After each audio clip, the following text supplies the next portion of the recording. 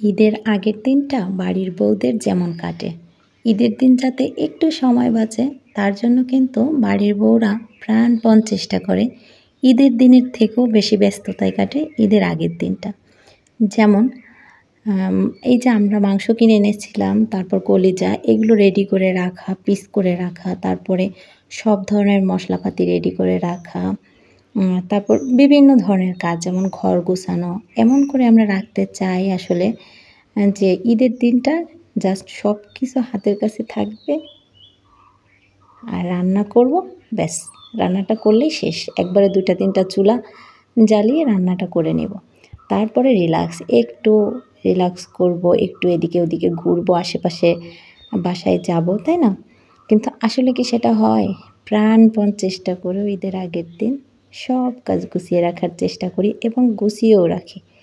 তারপরেও কিন্তু ঈদের দিনটায় ওইভাবে সময় আর বের করা হয়ে ওঠে না।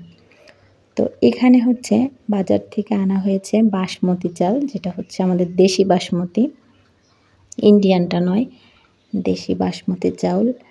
আর গোশটা পিস করে কিন্তু ফ্রিজে উঠিয়ে রেখে দিয়েছি। আর কলিজাটা আমি যেভাবে তৈরি করি আজকে আপনাদের সাথে শেয়ার করব, মানে রান্না করার আগে রেডি করি যেভাবে।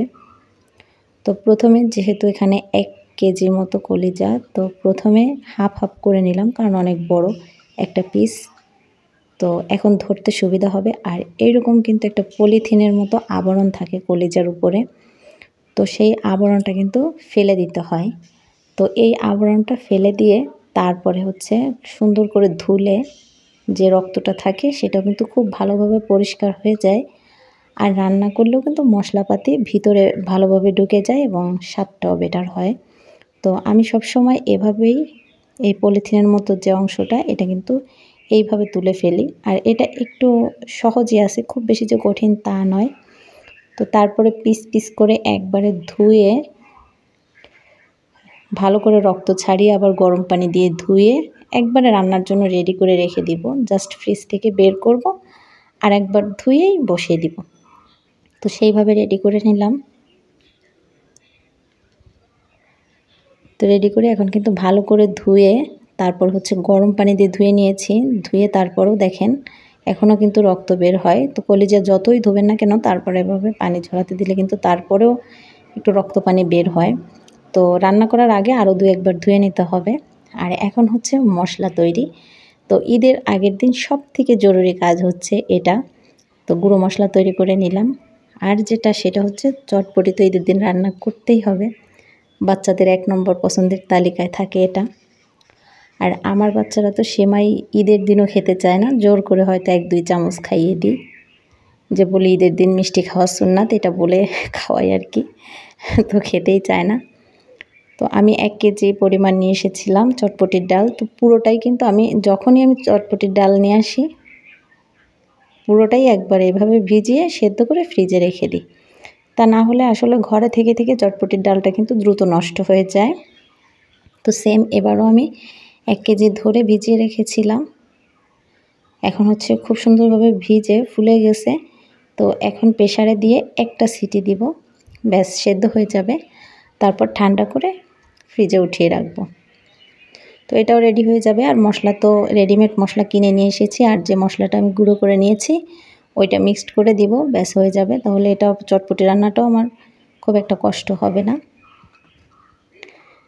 তো মোটামুটিভাবে যেভাবেই পারি আমরা হাতের কাছে শুধু রান্নাটা করব, বাদবাকি সব কাজ গুছিয়ে রাখার কিন্তু এভাবেই চেষ্টা করি আমরা বাড়ির বউয়েরা, যাতে ঈদের দিন খুব বেশি ঝামেলা না হয় এবং টাইমলি সবাইকে সব খাবার আমরা রেডি করে সামনে দিতে পারি। তো সব মশলাগুলো গুছিয়ে রেখে এখন চলে এসেছি শসাগুলো ধুয়ে পানি ঝরিয়ে ফ্রিজে উঠিয়ে রাখবো, কারণ সেহেতু প্রচুর গরম, বাহিরে তো রাখা যাবে না। 1 রাত বাহিরে রাখলে কিন্তু শসাগুলো কুঁচকে যায় ছালটা। আর এখানে এনেছি চই ঝাল। আমরা খুলনা বিভাগের মানুষ, চই ঝাল ছাড়া গরুর মাংস রান্না হবে এটা তো আমরা ভাবতেই পারি না। তো সেই জন্য চই ঝাল নিয়ে এসেছি, এটাও পরিষ্কার করে একদম কেটে কুটে রেডি করে রেখে দিব। জাস্ট মাংস রান্না করার সময় দিয়ে দিব ভিতরে।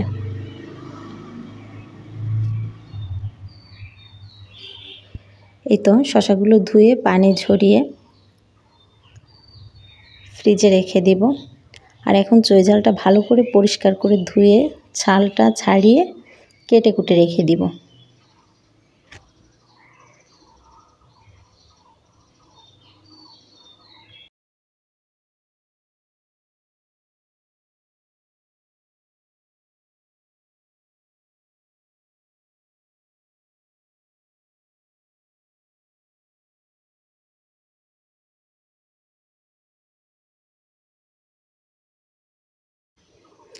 আর অফ ক্যামেরায় কিন্তু আমি এদিকে পেঁয়াজ, রসুন, আদা, জিরা এগুলো সব আমি রেডি করে নিয়েছি, যেটা যেভাবে দরকার। যেমন আদা, রসুন, জিরাটা বাটার দরকার আমি বেটে নিয়েছি, পেঁয়াজটা কুচি করার দরকার কুচি করে নিয়েছি। তো এইভাবে কিন্তু মশলাগুলো একদম রেডি করে ফেলেছি। এটা নর্মাল ফ্রিজে রেখে দিব।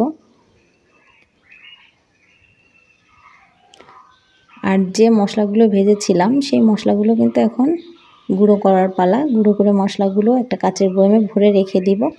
তো ব্যাস মোটামুটি সব কাজ কিন্তু রান্নাবান্নার যত কাজ সব কাজ গুছিয়ে ফেলেছি এবং ঘর দুয়ারও মোটামুটিভাবে পরিষ্কার করে ফেলেছি। এখন আজকে রান্নাবান্না শেষ করে রান্নাঘরটাও গুছিয়ে নিব, যাতে কালকে আর বেশি এক্সট্রা কোনো ঝামেলা আমার না হয়। তো একটা কাচের বয়াম নিয়ে নিয়েছি, এটা এখন ভরে রেখে দিব। আজ এই পর্যন্তই, দেখা হচ্ছে নেক্সট ভিডিওতে। সবাই ভালো থাকবেন, সুস্থ থাকবেন, সবার ঈদ হয়ে উঠুক আনন্দময়। আল্লাহ হাফেজ।